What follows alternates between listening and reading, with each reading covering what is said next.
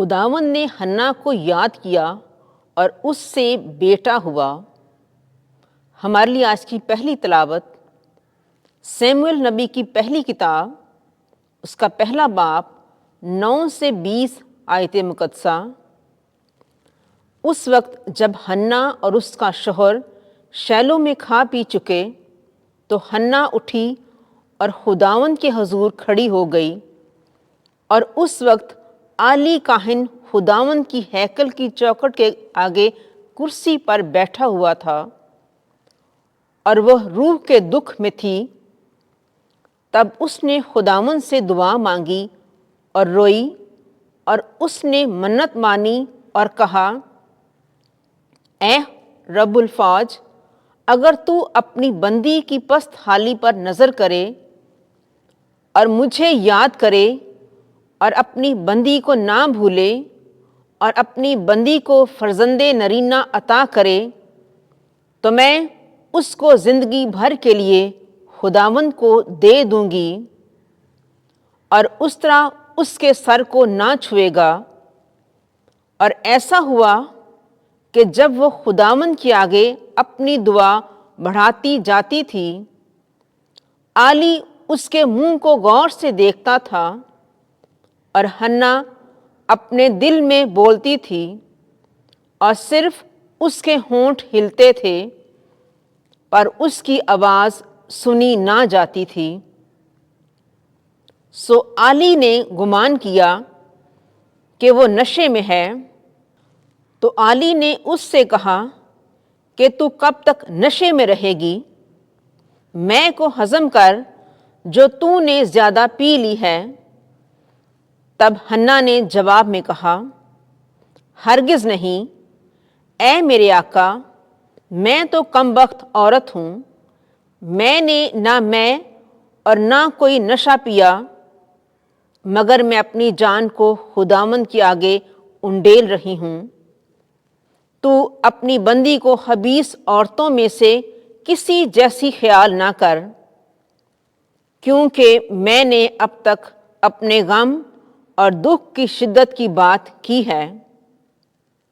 تب عالی نے اس سے جواب میں کہا، سلامتی سے چلی جا، اور اسرائیل کا خدا تیری مراد جو تو نے اس سے مانگی ہے پوری کرے۔ تو اس نے کہا کہ تیری بندی تیرے آنکھوں میں مقبولیت پائے۔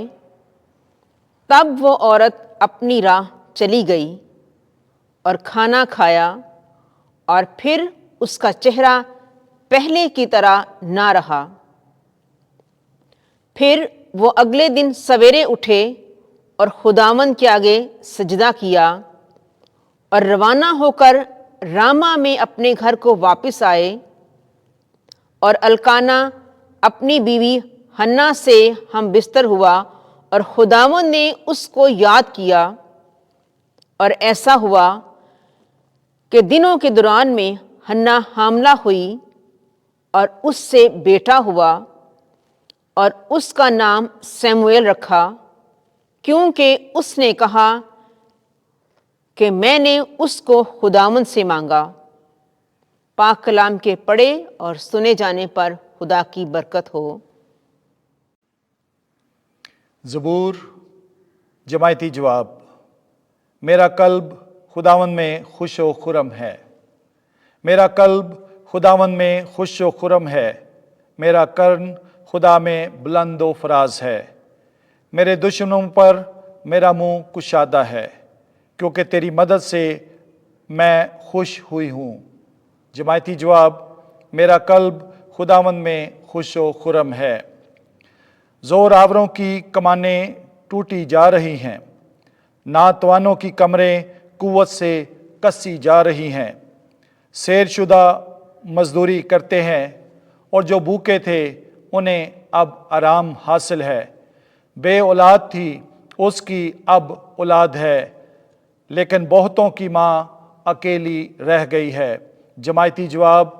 میرا قلب خداوند میں خوش و خرم ہے۔ خداوند ہی مارتا جلاتا وہی ہے، برزخ میں اتارتا پھر لاتا وہی ہے۔ खुदावंद गरीब और गनी को बनाता, पस्त हाल और मुअज़्ज़ज़ वही है बनाता। जमायती जवाब, मेरा कल्ब खुदावंद में खुश व खुरम है। कंगाल को वो खाक से उठा लेता है, मस्कीन को कूड़े में से खड़ा करता है। अमीरों के हाथ ताकि उसको बिठाए और तख्ते जलाली का वारस बनाए। जमायती जवाब, मेरा कल्ब खुदावंद में खुश व खुरम है। खुदावंद आपके साथ हो। इंजील मुकद्दस मरकज़ के मुताबिक ऐ खुदावंद तेरी तमजीद हो।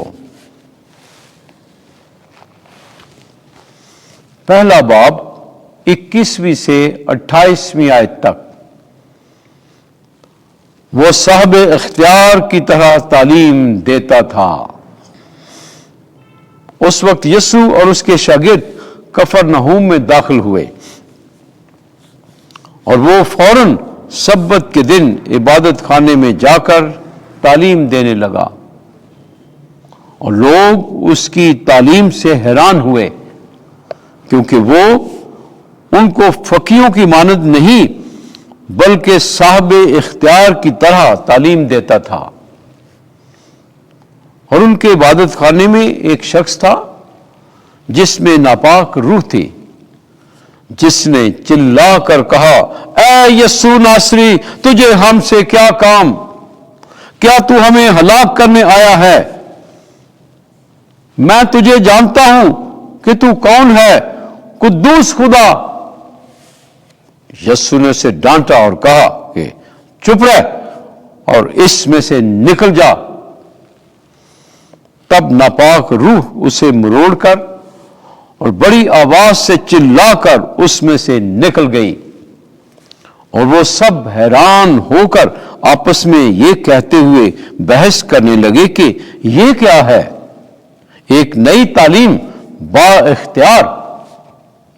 वो नापाक रूहों को भी हुक्म देता है और वो उसकी मानती हैं। फौरन उसकी शोहरत जलील के सारे इलाके में फैल गई। इंजील मुकद्दस के वसीले से हमारे गुनाह मुआफ किए जाएं। ऐ मसीह तेरी सताइश हो।